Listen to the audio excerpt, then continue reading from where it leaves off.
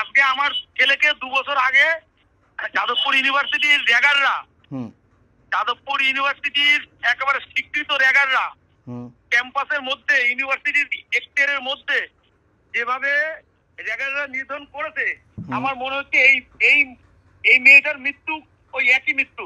আচ্ছা, এই মেয়েটার মৃত্যু কিছুতেই স্বাভাবিক হতে পারে না।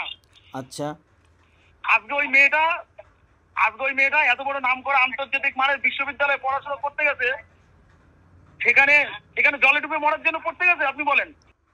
আমি বিচার ব্যবস্থার উপরে সম্পূর্ণ আস্থা রাখি এবং আমি জাস্টিস পাবই। আমি সেই লড়াই চালিয়ে যাচ্ছি। কিন্তু এই যে মৃত্যু, এই মেয়ের যে মা বাবার যে মনের অবস্থা, আজকে আমরা দুজন ছাড়া তো কেউ বুঝতে পারবে না। একদম। আজকে আমরা দুজন বুঝতে পারছি যে সন্তান হারানোর যন্ত্রণা কি, এবং প্রতিটা মুহূর্ত আজকে এই 2 বছরে আমার স্ত্রী যেভাবে অসুস্থ হয়ে রয়েছে, তার বিভিন্ন ভাবে শারীরিক নানান রকম সমস্যা হচ্ছে। আজকে আমি এই 2 বছরে আমার শারীরিক ভাবে শেষ হয়ে গেছি। এই মেয়ের মা বাবাও তো এই একই অবস্থা হবে। আজকে যতদিন তারা বেঁচে থাকবে ততদিন আজকে এই যন্ত্রণায় ভুগবে।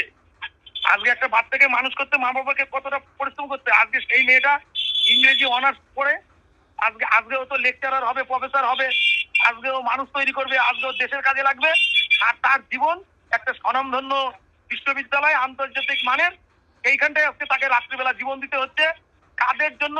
কেন? যাদবপুর বিশ্ববিদ্যালয় কর্তৃপক্ষ কি এর কোনো জবাব দেবে না? এসব কারা ওখানে, কাদের মদতে রয়েছে, কারা এসব করছে? এর উপযুক্ত বিচার চাই, পানিশমেন্ট চাই। যাদবপুর কর্তৃপক্ষ কিন্তু বারবার অবহেলা করছে সমস্ত নিয়ম কানুনকে।